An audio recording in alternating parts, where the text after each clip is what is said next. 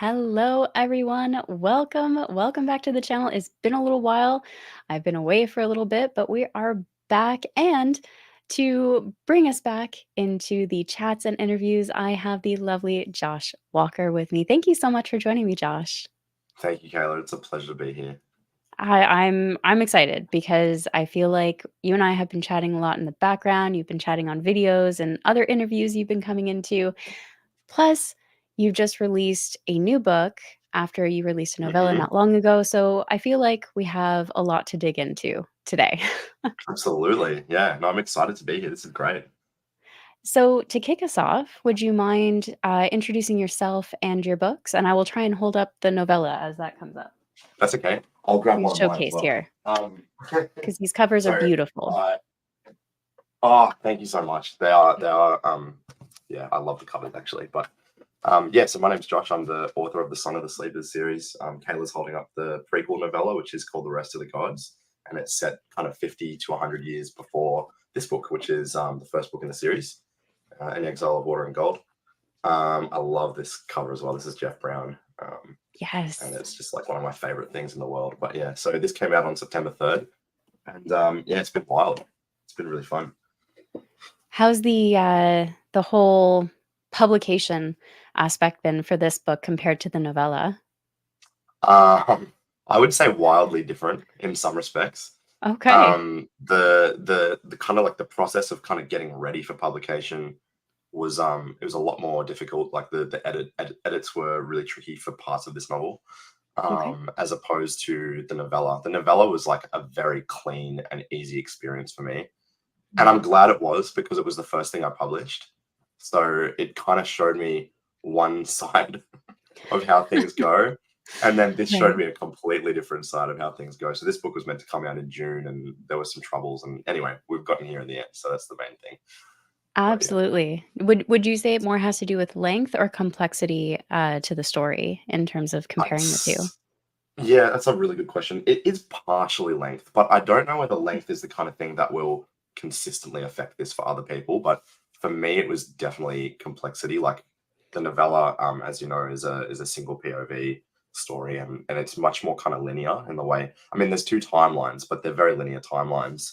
But this novel is multi POV. It's quite expansive, and I think what that created was like so much potentiality for the story to be good, but then just like Mm. little pockets of like things that just really needed to be tightened up, or small continuity errors that are really hard for the author to notice. Like I would be Right. rereading, and like I wouldn't even see it. And then and like my editor, who's brilliant, Sarah Chorn, or some of my beta readers and stuff, they would be like, "Oi, have you seen this?" And it was good because like I just couldn't see it myself. Like sometimes you need those extra sets of eyes. Yeah. Um, so it look, it's all gone great, to be honest. It's come out better than I could have hoped. But one thing it's taught me for next time is just to take as much time as possible. Yeah, and It's I a lot of understand like background work. that's right. Yeah, and as an indie, it's I think there's a natural kind of inclination to feel like you kind of have to keep the ball rolling, so to speak. But Yeah. with this book, I'm really glad that I took the extra 3 months just to polish it, and it's come out really well, I think. So, hey, Yeah. Aaron's here. Hey, we have Aaron from Biblio Theory. He's cheering you on. Love to Thanks so see it. much for being here, Aaron. Yeah, so in terms of going through that process, because it's a lot to prep you indie authors, you have to think of not just the writing process, the editing process, the beta reading, alpha reading, all those stages. You have to think of Mhm. marketing, you have to get it all set up on Ingram Spark, on Amazon, different Yeah, platforms, and then you have to get it out there into the hands of people. In that process for you, what would you say has been the biggest learning curve as you've gone yeah. through Okay. this? So, biggest learning curve. Um, Initially, I would say it had to do with distribution. So, back when we're talking like the rest of the gods, some of the bigger challenges I was having was like wrangling the kind of integration on the customer end for like Ingram Spark and Amazon, and trying to Right. get my products on the same page. And even I've had issues, especially like particularly with Canada, in particular, where I can't sell physical copies there, Well, that's just and not fair. We're the that's nicest people. I know, right? That's since been remedied, but just small like kind of things like that where the answer to like fixing it is not obvious. Right, And I think with Ingram, like one thing I will, I'll die on this hill, but Ingram produce really beautiful books. Like the right. quality of their prints are vastly superior to anything else I've seen. Okay, But the downside is their communication is not great. So if you've got to get in touch with them, it becomes incredibly tricky to try and resolve things in a timely manner.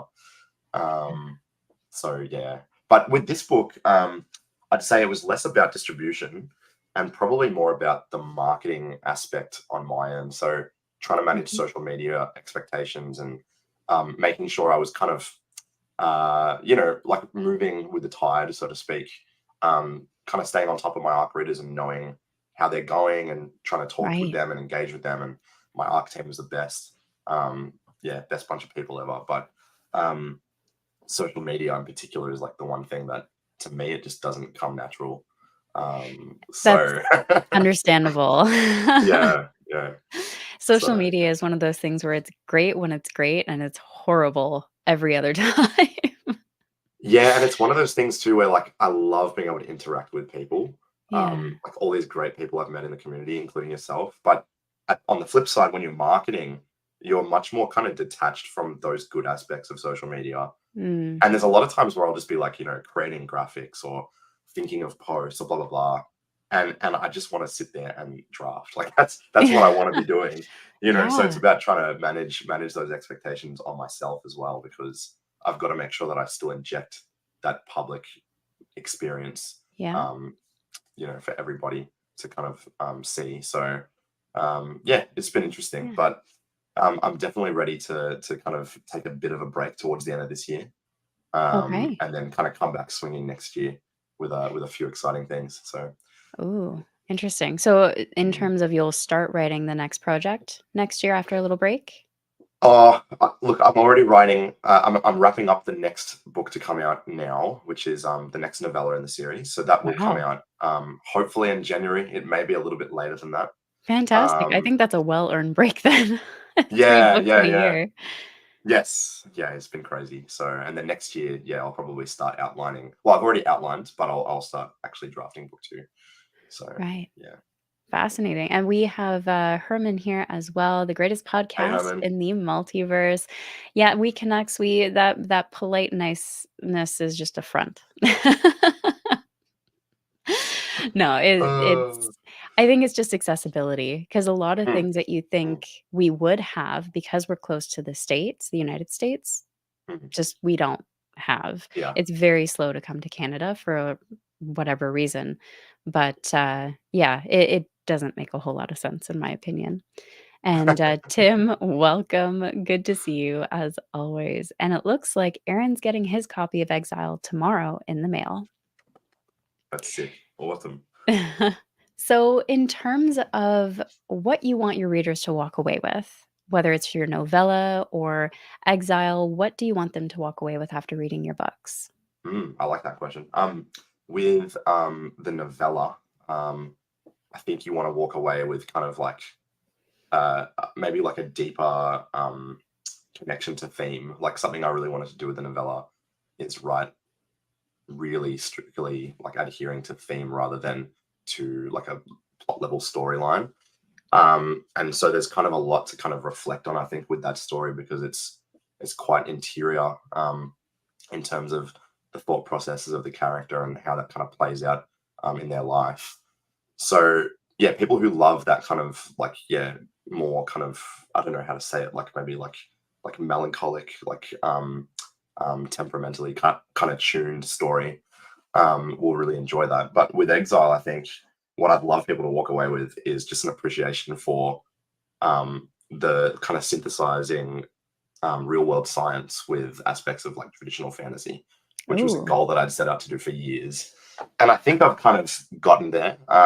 There's a lot more to expand upon in this world. So it's going to only kind of grow more intricate and complex. But yeah. So I'm really curious then, do you have a formula that you use to balance those 2 aspects together, the science mixed with a magic system, for example? Yeah, semi. So basically, I'm a big fan of Brandon Sanderson, and Mm, something I love about Brandon's writing is the way that he kind of adheres to his own rules of world building and magic systems. And when I was a kid, or older teenager, I would sit down and kind of work on writing projects, and I'd listen to Brandon's lectures in the background. And the biggest takeaway for me was, making sure that you have strict rules of play in your mm, magic system. So introducing like the concept of consequence in order to make it mm. not only more meaningful for the story, but also like more believable for the reader. Yeah, And they both kind of go hand in hand. So, and one thing I especially love about Brandon's Stormlight Archive books is the way that he's kind of created like real world science that is in world in Roshar, and I find that super right. interesting. And so when I read Rhythm of War, which is the fourth book, that in particular, when it came out, I read that and I was kind of just like taken aback by how much he delved into the science of, they're called Fabrials in the story. And it was incredible. And I was like, I wish I could do this, but with something from our world and make it exist in a different, on a secondary world essentially. And so that's what Right. I tried to do. Yeah. Um, Fascinating. yeah. So, in terms of writing this story, what came to Mhm. you first? Was it the idea of the characters, the idea of the world, or that concept for the magic system blended with those aspects of science? It was possibly a bit of the science thing first. I've always been like massively interested in a couple of things. The first one is bioluminescent science. Um, Oh, fascinating. Yeah. yeah, and A I lot of love cool that stuff because there. it's so cool, and it doesn't look, it looks otherworldly, Mhm. and that to me is very appealing because it's nearly like a bridge between our reality and the magic that you experience in an imaginative text, right? So The wonder of it all too, the yeah, wonder of it, yeah. yeah. And you see kind of those amazing videos of like tides rolling in onto beaches at nighttime and just being Yes. like illuminated from beneath with like Yeah, bioluminescent life, and it's incredible. Like I have no words for it, And yeah. I've always been super fascinated by that. And the other thing is the science of trees and how trees basically can network with one another Mm. through fungus. And what I Mm. love about this is like I read a book called The Hidden Life of Trees, Yeah, oh, and I I've heard of highly that one. recommend it. It is really good. But something that I learned in that book, which just blew my mind, is things such as you could have like a group of trees in a forest, and one of them, for whatever reason, is under threat, whether it's like a disease or birds are starting to come back at the change of the season. And if that tree that's under threat is either like too young or too old, or they're kind of at some kind of disadvantage, the other trees can kind of communicate with that tree through the ground and like tell it things. Like they can basically say like, don't fruit this year, like hold Right. off, and things like that. And they can kind of protect and even feed like nutrient supplies to that tree to keep it sustained until Yeah, the next like growth period and stuff like that. yeah. Um, and I find that amazing because especially when you think about the fact that we've got forests in our world filled Mm. with trees that are hundreds of years old, Yes. you really do get this sense for, I think, what Tolkien was going for in the Lord of the Rings with the Ents, like Yeah, these kind of like old, like stewards of the land. yeah. And that was something I kind of wanted to, yeah, dabble in as well. So Okay, so I as sorry, as soon as you said that's they okay. communicate through fungus, all I could think was this, like, Adrian M. Gibson would have, like, a field day with Yeah, this. But we've it talked a lot about it. Yeah. it's true though, because nature is very fascinating, biology is very fascinating. Mm, There are elements of it that we don't fully understand, and we're still trying to learn. Like, if you had given that concept of trees communicating in order to survive as a whole and assist one another 100 years ago, you would have mm. been called mad, Oh, right? 100%. The Yeah. development of science is very rapid, even though it doesn't always feel like it because our lifespans are short, Yeah. right, Yeah, by yeah, that's right, that's comparison. right. Yeah. But, biology is fascinating. So you incorporated those aspects in with your magic system is what you're saying. Yeah, I basically wanted to get both of these things as part of a magic system, but I still wanted to have like some aspect of the magic that was purely kind of hypothetical or purely kind of spiritual for the characters. Right. Because I think that's still necessary for that sense of wonder in fantasy. Mm. So, and I didn't want it to read like a hard sci-fi novel set in a secondary world because I just didn't think that would work. So, um, yeah, that's right, Mushroom Man. Yes. uh, Yes, Aaron. Adrian equals Mushroom Man 100%. He grew mushrooms in his own book. I think I know he's earned it's that wild. title. Josh equals Tree Man. There you go. Oh, I love it. That's great. Aaron's on the nicknames. He's got it. But I think it goes to show as well that our perceptions of how we view things impacts our interpretation of it all, right? Mm, The concept of those trees being very old and long lived gives a sense of wisdom. It gives a sense of, having a greater concept of the world than mm, we might. And so I'm really curious when you're implementing all of these elements into your own world and you started building the story, what was it that you really tried to hone in on and not only make your own, but make it feel believable within this world mm. as well? Okay, are you talking in terms of the magic still, or It in could terms of be anything? any aspect. Yeah, because you Okay. know your book better than I do. So Yeah, sure. it can be any um, aspect. yeah. So one thing I think, on like a plot level, something that I really wanted to hone in on was a sense of mystery. So I really wanted to write an epic fantasy that presented as an epic fantasy, but once you get into it, it's really a murder mystery on so many levels. And Gosh, way and to take something the I rug out from love people's about feet. yeah, Sorry. but no, you're okay. I'm a big fan of crime writing, and that's the thing. Like with crime novels, I think you go into it and the rug can't be taken out from under your feet because you already know what you're in for. Right. But And you're like, like "Here's a yes, you can still be fantasy." surprised and yeah, that's right. So I really wanted to try to do something like that. And I think also being able to tell a mystery story with multiple points of view is really Mm, cool. Like there's not that many books that I've seen that do that. So something I really wanted to try was to see how it would impact all the characters from their points of view, this one murder. right. And so yeah, that was kind of something that I was really driven to figure out. Um, on a character level, I wanted to kind of integrate a lot of philosophy into the story. So even Interesting. things like the tree itself. So this big tree on the cover, this is called Aobia, and this is where the Mm, original kind of custodians of the land live. And the tree itself is divided into three districts where people live. There's the heart, the mind, and the soul. And the idea for me was that that's like the integration of the three parts of the human being. That's what mm, Plato called the theory of the soul. Um, the soul is kind of the eternal part of our being, but the other two parts are absolutely necessary to create beautiful art, to work hard, to raise good families, etc., etc. So basically a well-functioning society needs those three elements on a macro and on a micro scale.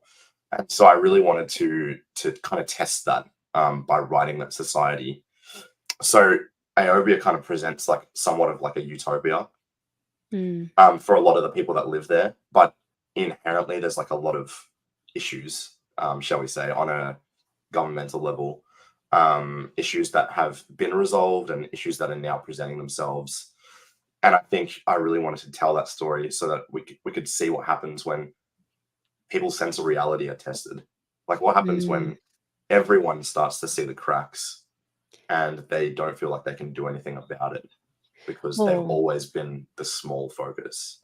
So, and they likely like, I'm speculating, but you can mhm, confirm or deny that or correct me on mhm, this. But, I would think from that perspective too, they also have never dealt with trauma. If they've lived in a utopian sort of life dealing with trauma and fear and those type of stronger, more negatively impacting emotions are probably gonna be a first for those people. Yeah. And I'm glad you mentioned trauma actually, because that's something that happens in the book. Basically, all of these characters are subjected to a different trauma, and the way it Okay. affects them is really, I think it's quite disturbing. Like when you look at how their character arc moves, because they don't really know how to cope with it. So, in fact, there's one side character in this novel who is the main character in the novella. Oh, Um, okay. and she is kind of a mentor character in this book. And the reason for that is that, as you know from reading it, she's been through a lot of traumas in her life. Yeah. And she's in a position in government where she kind of has what it takes to deal with it. The situation has kind of caused her to overcome these aspects of her past. But the normal people, they have no way of understanding how trauma can affect them. So when it happens, Yeah. it really throws them under the bus. So yeah, that was definitely like an intentional thing for me Yeah. as well. Yeah. I'm also curious, and I'm gonna ask one more thing before you jump into Hmm. the next topic here, because Matt, from Matt's Fantasy Book Reviews has a very Hmm. important question. Hey, But, Matt. before we get into Matt's question there, I am curious, in this world setting too, would they likely wouldn't have a need for counselors or psychotherapists because there's not much of a purpose for it in a utopian civilization, Yes. right? So they have no resources to go to either, is my guess. Yeah, even things like accountability partners. Like there's a brief mention of a drug in this world that Okay. has kind of originated in the human part of the land, but that drug has kind of made its way into Aobia, and the people have started to see impacts of it. But yeah, there's a lot of taboo stuff. There's a lot of we don't talk about what happens if someone breaks the law. We don't talk about this. We don't talk Yeah. about that. And the reason that's there, as you say, is because these people don't have a response mechanism to Yeah. deal with these things, and so it is a blinding sense of utopia, and I love that. I think Yeah. it's so cool because we see that in real world places, places like North Korea, Yeah. and things like that, and people have to live that. So that's something I really wanted to try to tackle, especially from my perspective as someone who has the privilege of being able to be aware of how I live and how to deal with that, Yeah. right? So yeah. It's an interesting topic to explore, creatively, I imagine, as Mm, well, but also to try and do it justice because it yeah, is a sensitive topic, right? Traumas, yeah. mental health issues, those are all, some pretty heavy areas to delve into, but, it's one of those things that if you have in my opinion, if author has a good intention behind it, they do their homework, and they're mindful about what they're writing on, Mm, 9 times out of 10, they're gonna do well with it, yeah, yeah. right? They're gonna create a fascinating story while also giving credit where credit is due to the topic and the themes. Yeah, yeah, absolutely. And it's really about trying to integrate your personal experience with good research, I think. Yeah. And if you can do that, you'll have something that's one believable, but two like respectful in ways that matter. So Yeah. mm. Absolutely. Okay, so, well, first we're gonna say hello to Ed. Welcome, Ed, always Hey good to Ed. see you. And, of course, we have to delve into Matt's question here. So we're gonna go from the serious, heavy topic into, Yeah. what's the best beer you have ever brewed? Okay, so the best beer I've ever brewed was an Irish dry stout. Um, and I brewed it with a little bit of smoked malt, just a little bit, and it was Okay. like it had this like kind of savory quality to it that I loved. But I entered it into a competition and ran second place, so that has to be my best beer, like on a statistical level. Um, but I have brewed a few beers that I'm really proud of, and yeah, as Tim's asked, there have been some bad ones as well.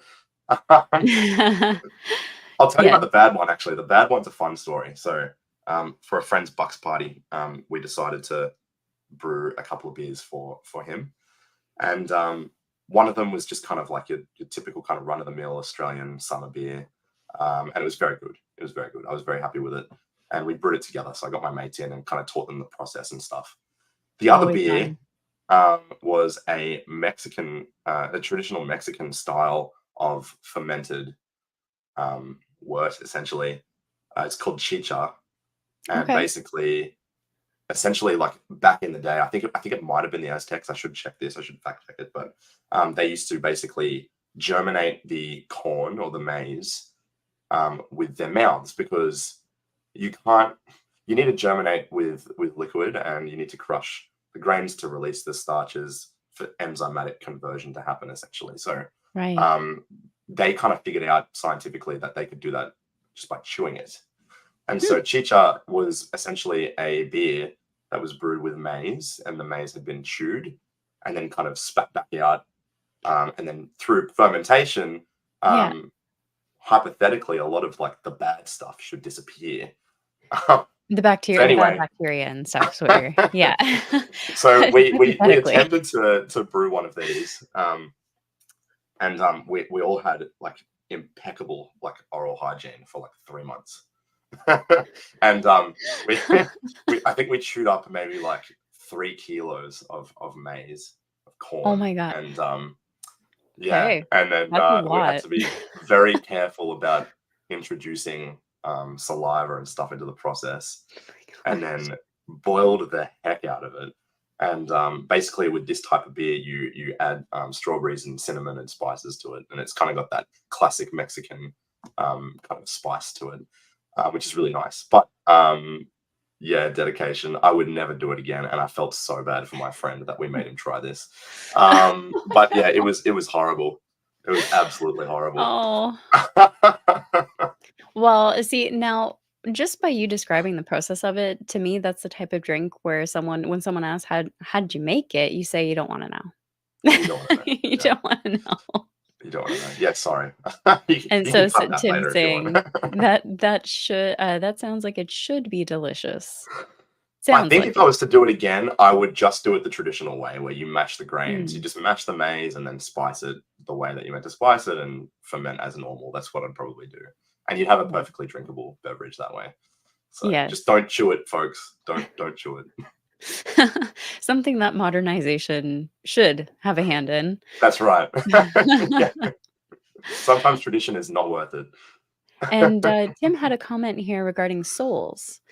So he says, I find myself using soul in my writing, writing evening. Oh my gosh, I can't Even read though, right now. yeah, that's all right. Even though I don't mean it in a religious or really spiritual sense, but it captivates a depth of meaning I don't think we really have elsewhere, if you know what he means. Mm, I agree. yeah. I agree with that. Soul has a depth to it, but it doesn't necessarily have to be religious or spiritually inclined. Mm, I agree. I've come from a religious background, so there is that kind Mm, of aspect to my thinking. But for this book in particular, that didn't really play a part in it. It was the Platonic theory of soul that I always found so interesting because Plato didn't necessarily adhere to any kind of religion. I mean, he might have believed in the his gods, his ancient gods, his Greek gods, but that's kind of how far it would have gone. And I think something that is so fascinating is that he still came to this awareness of soul in the sense that mm, there must be an eternal part of us. Like for us to, right, to be here, there must be an aspect to us that can exist before or after our physical form exists. right. Um, because that's what separates us from other life on this planet, right? So Mm, that's kind of like how he came to that conclusion. yeah. And yeah, I think Tim's completely right. It does capture like a depth that I think we really don't think about if we're just talking about the heart. Mhm, Like the heart is one thing, but what's the part that drives us to be here in a unique way compared to mhm. everything else? So yeah. There's also a different perspective from a musical point of view, which is this Hmm. song, this performance even, because everyone performs a song differently, has Hmm. soul to it. And Hmm. usually it's a word to define the emotional Yeah. impact it has on the listeners and just how well the performer was able to convey that through the music. So, yeah, it can have multiple uses. Yeah, absolutely. I like the Yeah. connotation in music actually because the word soul in that sense, like it connotes something deeper than just passion. Yeah. So and that's really cool. I think that's clever use of language as well. So Yeah, there's another aspect to music, which is, musicality, which is Mm. that level of skill. It's basically the ability to manipulate your sound to portray that uniqueness in your own performance, to portray that emotional interpretation. And that's Yeah. what helps a lot of performers get their own voice in terms of their own sound, their own way of interpreting the music. And it is so hard to develop musicality skill. Yeah. Yeah. It's like someone's trying to say, "Here's a language. Now you have to make it up and figure out So tell us how were to you say." formally trained as a musician? So I've been, taking classical violin lessons for about 11 Mm. years, Oh, that's amazing. and musicality has continued to stump me. I get those rare moments where I'm like, "Yes, I've got it. It sounds good," and the teacher was Yeah. like, "Yes, you finally did it," and then, like, the next week, she'll be like, "I don't know what happened, but you lost everything." She go So I find this really interesting because, like, I'm not a formally trained musician. I mean, I learned guitar as a kid from basically the age of 6, but Yeah. I have played music and performed and stuff for years and Mm, years and years. Um, and I find musicality interesting from my perspective because I, I can't read music. Essentially, like I read it's tablature. hard. I do everything by ear. I've got a very very good ear, so I tend to be Good able on to you. just like I can listen to a song and learn it very fast, kind of thing. I wish. Um, I honestly wish I could do that. but the reason I bring this up is because musicality, like, is something that, like, on one kind of um, end of the spectrum, like, musicality can be studied, and then on the other Mhm. end of the spectrum, it's kind of just felt out.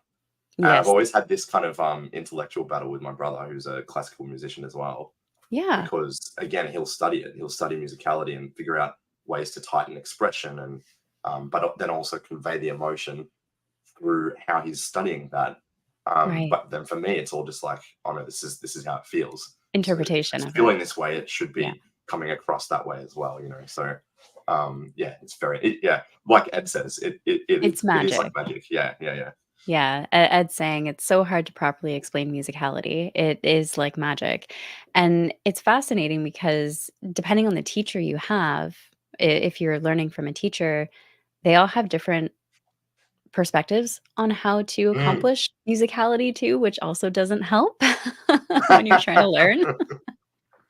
So luckily, like, I've had the same teacher for a long time, Yeah. but even the first time she tried to explain it, she had difficulties. It took a few lessons to try and convey what I was supposed to be Mm, accomplishing, and even mm. then, you have to have an ear for it too, right? Because you think you could be rocking out Oh yeah. musicality and emotional impressions in your music, and then you're the person who's listening is like, "No, that was pure flat. There was nothing Mm, do that. yeah. You got the notes in, but it's very by the book, right? Yeah. There's no human Yeah. emotion to it. So it's really hard. And the only way that I've found to check if I'm actually getting that across is by recording myself and trying to Okay. listen back Yeah. to it, right? Because you Yeah. need Yeah. feedback. What I'm Mhm. listening to when I'm playing is not necessarily what I'm actually gonna be processing because I'm thinking of where my hands need to go next in order to Yeah. play Sure. the piece and the technical That is so accuracy. interesting. Yeah, That is so so interesting. we could probably go into music We a could. We lot. could. Well, I will add this real quick, just a little tidbit. This Yeah, series was going to be called "The Soul of the Sleepers," and I think that kind of yeah, speaks for itself. But I did right. intentionally change it to "The Song of the Sleepers," and it kind of is related to that aspect of musicality. But anyway, I'm not gonna go further than that because I don't want to spoil anything. So, Well, and we'll have to do a chat follow-up mm. when your book's been out for a little bit Mm. longer. Let people read, and we'll come back. Lost in Lore says it sounds a lot like publishing. Yeah, Yeah, pretty yeah, much. yeah. And Tim, welcome for being here, but yeah, I completely agree. Listening to myself destroyed the illusion that I was good at karaoke. Yep. But the thing Never is, if you tried and you felt it, that's Yeah, what matters. That's what matters. absolutely. And if Yeah. you had fun, that's a big thing too, because Yeah. especially with things like music, you can get so lost in the technical aspects of it that you can lose all joy and Yeah. passion for playing. And that's so terrible, in my opinion. That's the It's worst not thing meant you to wanna be do. mechanical. You know what I mean? Like, No. there's a scientific aspect maybe of how music works and how notes fit together, consonance and dissonance, etc. But it's not meant to be, yeah, it's not meant to be Yeah. procedural like that. Um, so yeah, something actually Yeah. that completely goes against what you were saying, where like you like to Right. record yourself and reflect back on Yes. your performance, and I think that's really cool. Yeah. I do the complete opposite, which is again a mind-boggling thing. But like when Yeah. I used to record, I would kind of just step up to the mic and I'd record my guitar track separately to my vocal track. But the guitar track, I would have to record multiple times to get the musicality right. But the Right. vocal, I would step up once I was in the exact mood or like frame of mind that I needed to be in for the lyrics, Yeah. and then I would just do one take.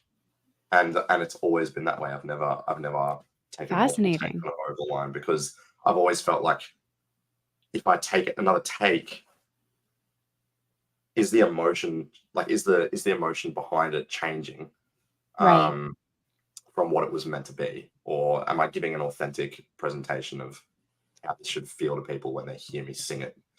Right. Whereas on a guitar, the expression is very different. It's very deliberate. Um, Yeah. so yeah, We could go so far into this I know. because Sorry. we no, no, no, it's good because it's one of those things too where you also like, in terms of that, you also have to replicate that Hmm. emotional and integrity in your musicality. You Hmm. if you're performing this multiple times, you've got multiple gigs, you have to replicate that over and over and over again with consistency. That takes a lot of skill and a lot of practice and many hours of dedication. And this is why live music is so interesting as well. You look at guys like, Mhm. even going back to Kurt Cobain, right? Look at Nirvana. Right. And one thing I love about Nirvana is their MTV Unplugged live acoustic album, which so many Yeah. people love. I know so many people love it because it takes all their songs, but the way he sings on that album just completely Mhm. it changes everything. Like it changes Yeah. everything. It doesn't sound like a studio performance for a reason. Um, oh yeah, what Ed saying? So Yeah, it's saying, yeah, "Gotta quickly break up with yeah, your yeah, partner yeah, before each yeah, vocal recording and gig." Just to yeah. know One of those my A big minor. challenges has been that like if I'm not feeling sad, I just can't write music, and I'm in Right. a pretty good place these days, and so I tend to play for myself rather than record, just because I don't have Well, enough to say. and it makes sense though when you hear of these Yeah, artists and creatives who are like, "I have to be in a mindset, I have to be in a mode." yeah, Yeah, I get that. If yeah, you are trying to put on a consistent performance, I get having to have that emotional buildup or certain mindset, but, I mean, yeah. some of them can probably take it a little too far. But I agree. but to bring things back to your writing, we have a question So, from Warden. Do you ever find it a challenge to write characters you struggle to relate to? yes, yes, I do. I've got a couple characters in this book. There's a guy in this book in particular who has a lot of heart, but his heart is completely maladjusted. Excuse me. Ooh. But so one thing about him is he's got a lot of heart, but he makes really dumb choices. And there's a lot of times where I can't defend him at all. I'm the one writing him, but he feels completely detached from my psyche. Um, and that's hard because you kind of want to write within what you know, but it's necessary, I think, for the story to create dynamics between characters that are realistic, and to do that, Mm. if they're all too closely related to my psyche, then you're not going to get a dynamic reading experience, essentially. So Yeah, it's I when I'm reading as a character-driven reader, I always look for interesting and uh, depth to the characters' work, their dynamics. mm, If they're all the same kind of character, there's nothing to really hold the reader's investment that's right. in the developments, right? I'm That's actually right. reading a character like that who is got good heart but makes dumb choices in one of my books. And as much as I love this character, yeah, they need a good slap upside the head. It's like Yeah. Every Yeah. time they have an opportunity to make a good choice, nope, out the window. Yep. Yep. And in fact, we've been talking about this. We're doing a buddy read at the moment over at the SFF Insiders Discord for this book, and the people who are in there, we've been talking about this guy. And everyone's annoyed by him, and I'm so glad. Like, I'm so happy Mission because, accomplished. geez, I was so annoyed by him when I was writing the book. So it's Yeah.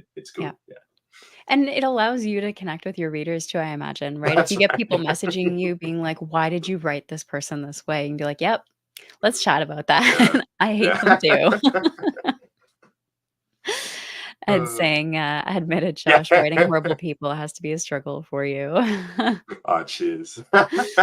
So, one thing I'm really curious about as well is that, Mm, you're a primary teacher, mm, and yeah. I'm really interested to see if that type of role in your life has impacted your storytelling at all. Mm. Yeah, it has. So I'm primarily an English teacher at a primary level, which I know is unusual. Usually, primary teachers are kind of doing a bit of everything, but Hmm, mostly I focus on English, and I teach year 4 and year 6. So okay. they're pretty close in age, but there's a big difference in maturity. And I've learned that because when you're teaching storytelling, narrative, all these kinds of things, the way that kids relate to stories changes vastly, yeah, Right. at different ages. Um, but one thing I was actually saying this the other day to Matt, from Bit of Darkness, Mm, that I love about being an English teacher is when you read to any child, it doesn't matter how old they are, they could be 13 or they could be 9 or 7. The second you start reading the book and the second that the mood is right, and the room is quiet, these kids just melt into little mm, kids again, and they just want to listen. And I love that because I think story is rooted in oral tradition. Like, that's like, mm. if you go back in history, things weren't written down, right? We kind of devised this over time. So the original stories were told and they were passed down through generations, and that's how things worked. And you can see how meaningful it is, when you hear when you watch kids hearing you read. Mhm. Um, and the impression that it has on them. And even as a child myself, like, I remember being read to, and it's a wonderful feeling. Mm. And for a lot of the kids I'm teaching, I do this a lot with them. We're studying The Hobbit in year 6, and there's aspects of Tolkien's writing where we can kind of deep dive mythos and talk about the origin of words and stuff like that, and do some really complex study. But then there's moments where you just read, you're just reading flies and spiders, and the kids Yeah. just love it, and you just have to let them have that feeling of wonder again. I love it. Yeah, it's changed how I think about telling stories, and yeah. We need a campfire story time. Yeah. It's kind of that thing though. It's kind of that thing. Like, it feels like that when you read to a class. Yeah. So yeah, so I love it. Yeah. I could see that because even reading to my little one, he bounces off the walls, he's Mm, super energetic, but as soon as hmm. it's story time, he just melts into the Yeah. chair and he's so relaxed and he'll sit and he'll read, and sometimes if he gets bouncy, we just take a little break and come back and he's Yeah. settled down again. Um, in terms of your focus on getting kids to, enjoy literature, because Mm, that's a hard thing too. Right? yeah. There a lot of us, especially in our teen years, are like, "Ugh, freaking English class. We have to read this Hmm. book again. Hmm. Why do I have to do a chapter by chapter essay?" Um, how do you keep the passion alive for kids where they don't not necessarily get bored, but they become Yeah. so disinterested that they begin to hate reading, for example? How do you Yeah. avoid that? So I've made it basically my life goal professionally to build a love of literature Mm, in children. And I think it's very simple, but it's much easier said than done. But um, simply by loving it yourself, right. the children will learn to love it. That's kind of my Mm, approach. Like, if I'm being authentically um, interested and still bedazzled like a child would be by the mm, story, then the children will respond to that. And I've noticed this. I've had kids who, they hate reading books, they hate writing, right. etc. And I've had these kids write, 3,000 word narratives and be very proud of what they've done, and had clear story structure and a moral at the end, and characters and a different setting, and like they've actually been imaginative. And I guess it's because I've been very intentional about teaching the kids that when we write, that is the time where we kind of get into that imaginative state of mind. Like you get Mm, to be like that when you write. So look at it as a good thing. Don't look at it as, oh, this is work. Look at it right, as, this is a chance for me to change the way I use my mind. right. Um, yeah, so I think again, just by loving it yourself, the children will respond naturally. And I'd say the same Brilliant. thing about parenting in general, like from a teacher's Yes. point of view. From a teacher's point of view, Yeah. whatever you love as an adult, as a role model, the children will learn to love. Yeah. It's true, and I think, another aspect of it as well, and this is something I've seen as more so as a parent, is that, like, I remember shows back when I was a kid, they used a lot of big words. They used word Mm, they didn't care if kids understood the words. mm, They just assumed kids would learn, and they would get yeah, the concept from it. Nowadays, a lot of shows that you put on are very dumbed down, and I yeah, hate it. Like, we actually mhm. go and try and find the shows from our childhood to get that I do the exposure same to the thing. larger words, Yeah, right? And yeah, it's a shame that we're expecting less of children. They are capable of much more than we believe them to be, yeah, and I think that's something that I wanna kinda add on to that, and you can tell me if I'm wrong, but I wanna add on mhm, to that because if you think your a certain book is too old for your kid, you might be wrong. Give yeah. them the opportunity to try and find out, because you never know what your kid's gonna be interested in. So I think there's kind of like two aspects to this. I completely Mhm. agree with you. There's like the content aspect where it's like you need to be cautious as a parent of the content and how Yes. you want your children to receive the content. When I'm But saying older stuff, I'm like besides that, yeah, grade 1 that's right. learning versus Yeah, preschool, yeah. right? And that's I know that's not what you're talking about, Yeah. but Let's give them grimdark. yeah, yeah. But Joe Abercrombie wouldn't hurt anyone. Um, Sorry, keep going. but yeah, on the flip side, this is why I'm teaching The Hobbit at a year six level. Like in most other schools in Australia, if you do study that book, that's a year eight, nine, 10 text. And Right. when I told my principal I was going to teach them The Hobbit, he was like, "Oh, are you sure?" Um, and we did it, and it was amazing. The first year that we did it with these kids was incredible, and they've never forgotten it. Like they know, like all these kids know the story, Yeah. and they want to reread it. They want to tell their parents about what's happening in the story. They want to write their own kind of like chapters in between other chapters to see what's happening in other parts of the world, and they want to think Right. about where Gandalf is half the time, and so you get all these questions Yeah. and it's amazing. Like kids can engage with it. Another book that we did this year actually at school is The Adventures of Tom Sawyer. And Right. most people would not think this is possible, but yes, you can teach children to read deeply at that Mhm. age. Year six kids, we're talking about interactions with the occult, systemic racism in America, right? Like Yeah. all these big issues, we can actually tackle them head on through story. So never think that kids can't understand things because they Yeah. can understand so much more than people realize. Yep. And it's just a matter of helping them figure out how words are used in more complex ways. Yes, and And exposure to they need them. exposure. Exactly. They just need Yep. to read it. Yep. And we do this in class. We'll sit there and read, and the kids will go, "Oh, what does this mean?" Okay, well, Yes. I'll tell you what it means. Once I've told you what it means, they can. Oh, your audio cut out there. A little bit of lag. How are we going? Am I back? You're back. Happens I'm from back. time to time. I'll break out in a No, tap I think dance the if I internet have to. just yeah. That's all right. But I think what you're saying, you Yeah, cut off where you're saying it gives them time to process.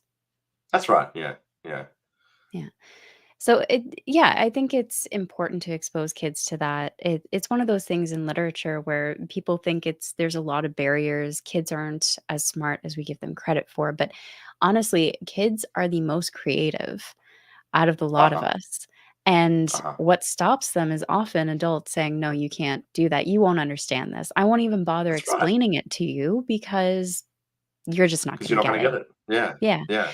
So, one show I have really enjoyed in terms of, like, teaching those kind or at least, like, Mhm. exposing those kind of concepts is Bluey. right? It Yeah. exposes concepts of even, like, miscarriage and, Yes. Yeah. it alludes to those things, but in an accessible way to a kid where my kid's not gonna he's gonna watch that and not get it at this Yeah. age, but one Yeah. day, it'll start to He will click, get it. Yeah, that's right. and And even just even sorry, go on. I was just gonna say even just the exposure to people being sad, to, Yeah. different emotions, that's important as well. So you keep going with yours because I cut you off too. No, no, no, that's okay. No, I was actually gonna say something similar. Like, I remember as a kid watching, Watership Down, Yeah, and, I don't know if you've seen that film, but or read the book, but it's one of my favorite books. I read the book after watching the movie, but I remember, like, it was quite visceral for me as a child to watch that. It yeah. was made for children, supposedly, but there were Yeah. so many moments of, like, deep sadness in that film and, um, Yeah, even violence and stuff, but the violence is necessary for the story. yeah, But, just loss, like, there's a lot of mhm. loss, explored through that book, and through Well, that film. and you look at, like, the '90s movies or the '80s movies, like Homebound or Homeward Mhm. Bound, something like that with the Homeward 2 Bound, dogs and yeah, the yeah, cat, yeah. and I'm like, I refuse to watch that movie to this day. I'm emotionally traumatized by that movie. The one for me is The Fox and the Hound. Oh, that one too. Yeah. Oh my goodness, I will still cry if I watch that movie, like But it was good to be exposed to those things because if, like, if I hadn't experienced those movies, then Mm, I would be a very different person in terms of that's my right. emotional intelligence as well. Yeah, and we don't wanna stunt these kids' development, like, No, we also development don't wanna is traumatize them, but no, no, no, no, yeah, and it is about that fine balance, but I do yes. think we swing a bit too hard in the wrong direction these Mm. days. So, yeah. Yeah, kids Mm. can handle a little bit more. Now, Will here has a question for you. As someone who would love to explore creative writing more, I often struggle with putting my ideas to paper and end up moving on. How do you develop a pattern of consistent writing? You gotta teach yourself to be okay with writing crap. That's, that's what I've had to teach myself, like, Yeah, I teach the children this. When we draft our stories, like, switch that inner editor off. Like, tell that person to shut up, you know? And in fact, I did this activity at school once where we were doing narrative writing, and I said, okay, I want you to take a photo of yourself and dress it up and make it look like a really bossy inner editor. And so the kids did this. And then I said, okay, right. when you get home, I want you to ask permission to get your parents to help you burn it. And I want you to film it happening. I want you to film it happening and bring the video to school. And all these So- kids that came to school the next day, they're like, "Oh, we did it!" You know, and they like they're all sharing their videos, and they're like, "Look, I burnt my inner editor." And I was like, "Okay, guys, this is the real business because once you can turn that off, you can write. There is no writer's Mm, block if you do that. Just right. write. It can be word vomit. It doesn't matter." Yeah. Because there's always a chance to go back and clean it up. And that's Hmm. something I taught myself with Exile. Like this book has changed in word count so dramatically, you know, one way, the other way, back the other way, kind of thing. And it's just because I had to let myself fill it. And once it's all filled out, then you can go back and go, okay, I don't need this now, or I need to add this, or I need to tighten this, or loosen this, or whatever. So yeah, Yeah. being okay with writing crap, I think it's important. It's really important. It that's wonderful, and I just have to say just off that example, I'm pretty sure you're everyone's favorite teacher at your school, for letting your kids burn stuff when they went home. Uh, that was a But good lesson. there is another piece of advice on the very similar line, and this is just a mental trick in this case Mm, that I've heard, and it's not mine, I can't remember whose advice it was, so, if someone knows who to credit, please put it in the comments, but basically, when the concept of starting to write, you don't wanna mess up. mm, The page is already ruined, you can continue yeah. writing, right? It's like Yeah, a little mental exactly. trick, like, Yeah, scruff up the page, you've ruined the page already, now just write. yeah, And it's mental tricks, I imagine that's as right. well. Yeah. And actually, something I love about what you just showed off there is we had that similar thing in visual art class when I was a kid.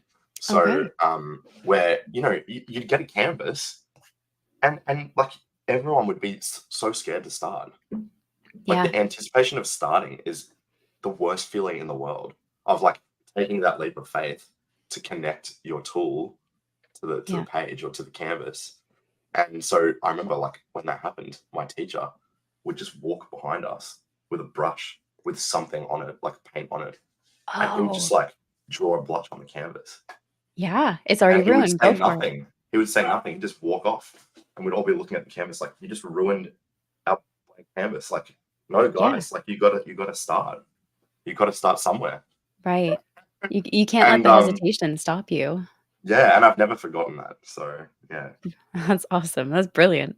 Mm. Warden also has a, follow-up question. Do you often find yourself injecting relatable qualities into characters you find hard to write with to make it easier to develop them? I think subconsciously you do that.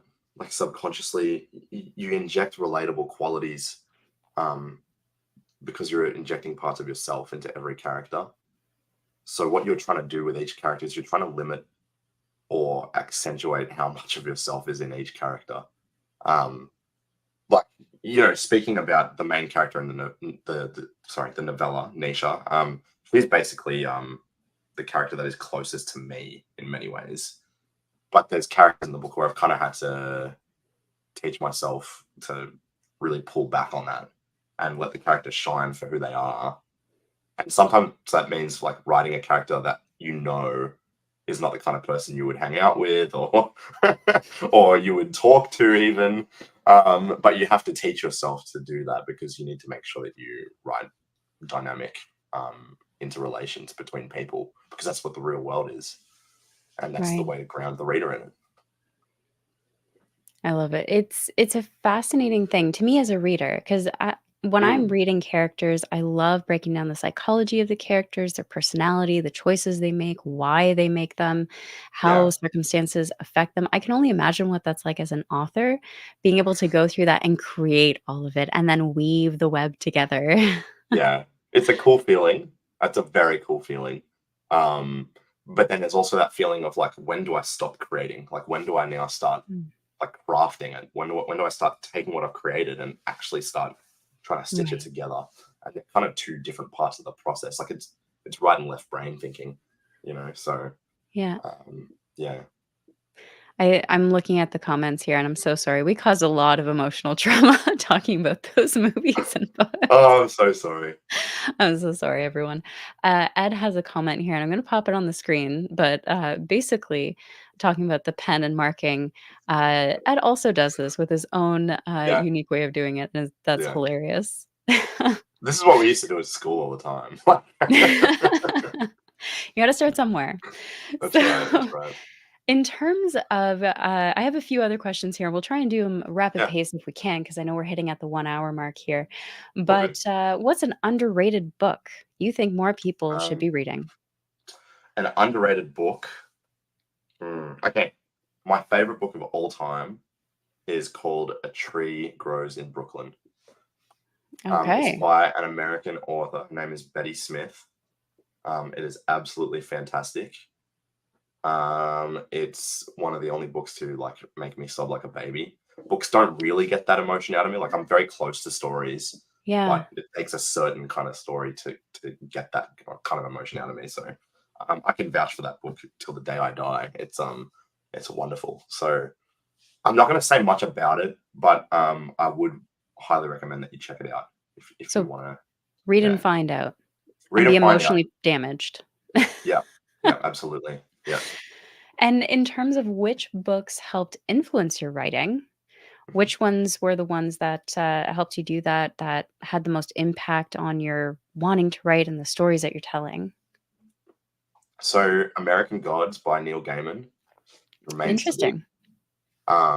Like I mean, he's just one of the best prose writers I've ever read in my life. Mm, Uh, and yeah, that book really got me thinking about writing professionally, like really, really thinking about it. I just wanted to be like Neil, and not for the fame or anything like that, but on a story level, I just wished I could write like that. right. Um, there's just no one who can write imagery the way that Neil Gaiman Mm, does. So that's one. Another one would be again the Stormlight Archive. Any of yes. those books. That's obviously very close in terms of genre, but I love those books. I think they do. everything right, everything. I'm a big Brandon fan. I don't Yeah, vouch much for Mistborn personally. Like Mistborn is not something I love. A lot of people always find this very that's interesting. fair. But yeah, so I actually don't like Mistborn, but I love the Stormlight Archive. You're actually Absolutely. not alone in that. I've heard other people say Yeah, the same where they love the Stormlight Archives, but Mistborn was just not for them, and I yeah, get it. yeah. But even books like Warbreaker is another one of his that I highly Yeah. recommend to people. That's another book that's really inspired some of my characters in this world, actually. Um, another author, another couple. One is Peter V. Brett, who wrote The Demon Cycle. The first book Yeah. is called The Painted Man. I think it's called The Watered Man in America. Yeah, it's called Um, The Warded Man here.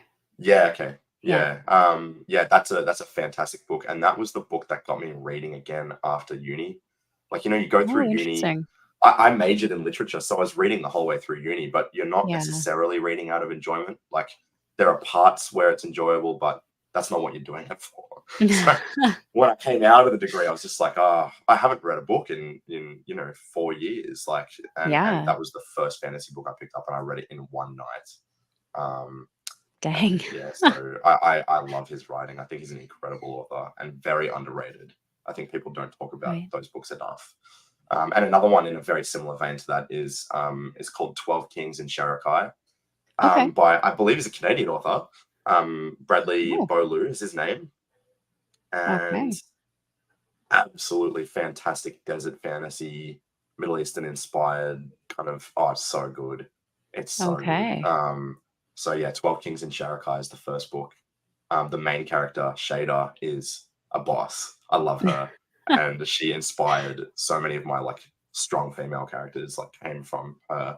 So yeah, he's a big inspiration for me actually as well.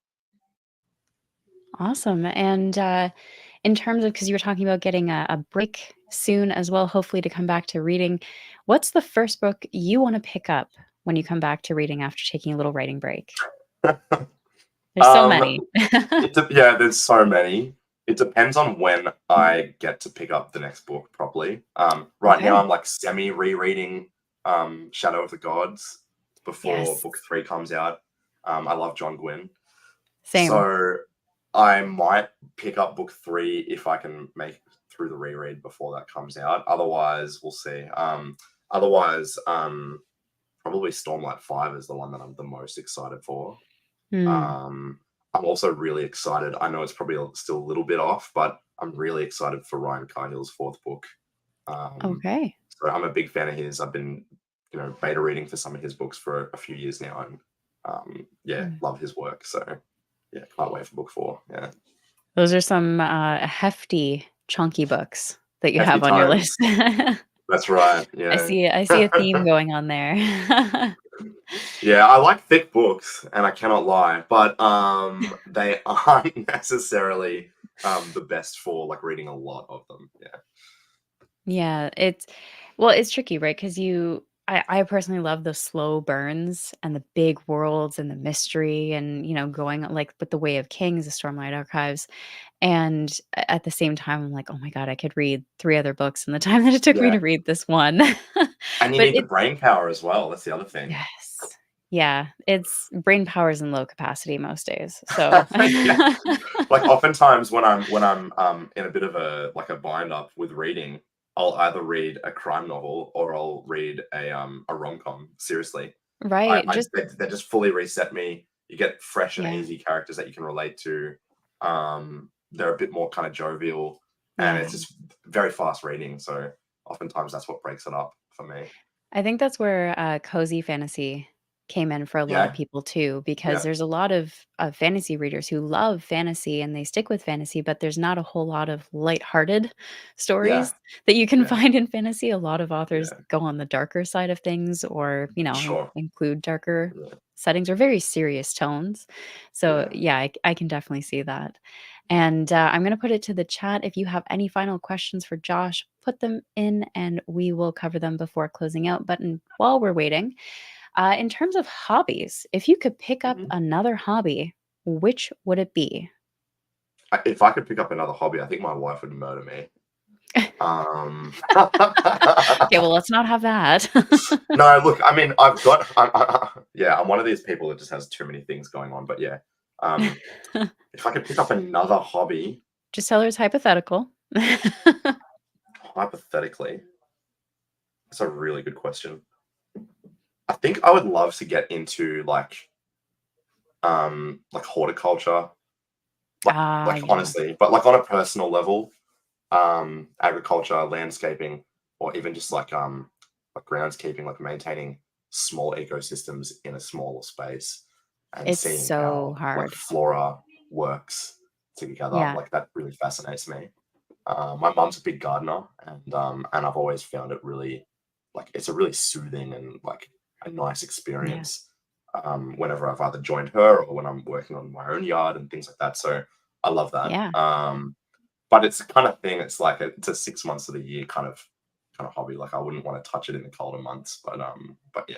Well, depending on where you're at too, because I know that there are a Mhm. lot of, and I've studied horticulture, Uh huh. and in my downtime, my grandfather was a horticulturalist and a groundskeeper Oh for, wow, businesses and stuff. So, that's kind of a little bit of my own personal background. that's But so with cool. that being the case, I've also seen a lot of Australian YouTubers who Yeah. are all horticulture related and they do year round because of where they're at Ah. geographically. They can Yeah. keep their plants Yeah. going and they do it on. I'm like, I wish. Mhm. 6 feet of Mhm. snow, there's no way I'm keeping a garden around all year. But I don't know what part of the world you're in, but I would be curious to see if you could keep it up in the colder season where you're at. I'm in Melbourne, and Melbourne. I'm actually moving to Sydney next year. I'm from Sydney originally, so we're going to be Okay. moving 8.5 hours north at the end of this Right. year, and I'm excited about that. I'll be moving back to the Mm. Blue Mountains, which is where I grew up, and the thing about Sydney is, yes, you're right. It's very mild, even in the winter. Yeah. But in Melbourne, the winters are pretty brutal for Australians. Oh, They're okay. nothing like yours, but yeah. So I think like even today we're in spring now, and the top temperature's 12, and I Okay. hate that. Like that's just way too cold for me. Way That's too cold. See, that's a nice So day here. really, oh goodness, I Yeah. can't even imagine it. Because I mean, at least I'm used to colder weather, and I mean, we Yeah. do get our scorching 30 degrees or, Hmm. what have you, but what gets us here, at least where I'm at, is we don't get a lot of breeze or wind. Yeah. So when it's scorching hot, there's nothing to cool you off, Uh huh. and it's just a dead, humid Dead heat, heat. Yeah. and it's Yeah. terrible. But Yeah. the opposite is also true for winter because we have humid winters. So it's extra Ah. cold, it feels worse, The it gets clothes don't dry. it Yeah. cuts right to the bone. It's yeah, Okay, so yeah, a nice, yeah. 12 to 20 degrees is a Mhm. crisp spring or fall day. It's a nice day to, Yeah. put on an extra layer if you need it and then take it off later, right? Yeah, yeah, so, like, in Sydney, 12 degrees feels very fundamentally different to here. Right. In Melbourne, we've got a constant wind chill, essentially. It's very windy place. Not every day, but 90% of the time, it's quite windy, um, for whatever reason, and it does mean that it does feel like no matter what you put on, the air just kind of Yeah. slices you. So Yeah. that's kind of been my biggest challenge in living here. But I am excited to get back to some more kind of just yeah, Yes. middle of the road weather in Sydney. So Yeah, it's I mean, I understand why a lot of people in colder temperatures wear pure wool, like the itchy, scratchy wool because it yeah, insulates so well. it does the job. Yeah, yeah. And I am so sorry, Tim, in the comments, he says, "Don't speak of our 6-foot snowbank winters." I love winter, but I'm not ready yet. I'm not ready yet either. Tim, I'm sorry. Are things cooling down for you up there at the moment? They're pretty steady around 24, 26 Oh, that's degrees-ish. beautiful. So it's That's been really beautiful. nice, Hmm. but it's gonna start dropping soon. Yeah, It's yeah. varied a lot. Like, I remember as a kid, we used to get snow as early as beginning of October, and now Whoa. we're getting it as late as December. Yeah, yeah, So, it's yeah. been very different, and it's not like I've gone anywhere. I'm No, still in yeah. the Like I same mean, area. in fact, it's been like that here as well. Like I remember last year. we were wrapping up school for the year, and the final day of school is, historically speaking, it's a very hot and warm day. It's the start of Yeah. summer, but but last year it was like 11 degrees and pouring with rain, and yeah, we are all rugged Yeah. up like it was winter, and it was crazy. So yeah, Yeah. It's it that's a whole topic we could probably go I into know. because I know where we're at. People always say, "Why do Canadians talk about the weather all the time?" Well, we could have 4 sets of seasons in one day. Yep. Like, Hmm. it's Same here. it can Yep. yeah, it can get nasty. Let me tell you about the weird weather we have. But I don't wanna keep you too long. I know we're past that Yeah, 1-hour okay. mark, and, Yeah. just to wrap up, where can everyone find your books, follow Mhm. you on social media, and, where's the best place to keep track of all the upcoming books that you have planned? Yeah, so jlw.author is my Instagram handle. J Walker Writes is my X handle. My website is joshuawalkerauthor.com, and I do have a web store there as well if you want to buy signed physical copies. Obviously, the biggest barrier there is the shipping, but it's not too bad. I've tried to keep it kind of as close to the bone as possible. So if you want a signed copy, that's probably the best way to do that. Um, and otherwise, you can find my books everywhere else. Amazon, I think. I know Indigo has copies of the novella at least. I don't know if we've got access to the Okay. novel yet, Ooh. but that's coming. Barnes and Noble in America, etc. So yeah, widely available. Wonderful. Well, there will be links in the description as well if anyone would like to check that out. And just so we have a frame of mind, I know this I'm kind of saving this for the last bit, but Hmm. how many books are you planning for this series? If Oh you have a yeah, number. so yeah. So it's a planned trilogy. Okay. But one thing about me is that I'm a semi pantser. So I Ooh, tend to kind of discovery write the first 25% of a book. And then once I do that, then I finish my chapter by chapter outline. So I know the ending okay. from the start, but I just Yeah, don't know how to fill in the blanks. So once right. I've done that chapter by chapter, I'm good. I'll follow the plan, etc. But what that does mean is that even though I know the ending to the whole series, I think what's going to happen is I'll get to book three and realize it needs a bit more space. But we'll see Right. how we go. So the plan So, at the moment is a trilogy with a novella in between each book. okay. Um, yeah. But if we go to four, we go to four. So yeah, we'll see what happens. Plan trilogy with room for more. Hmm. Not a bad thing. Not a bad thing. Yeah. And lots more to come in this world. So yeah. Wonderful. Well, Mhm. I look forward to it. And thank you so much again for joining me for the lovely conversation, Thank you. for going off the rail a few times, because that's always fun. It is And always fun. thank you to everyone who watched and chatted with us as well. Absolutely. It's always a pleasure. And make sure you're checking out those links to follow Josh. Go check out his books. And I mean, if you're intimidated by a bit of a bigger book, he's got novellas. He's got a novella out. So go check out the novella.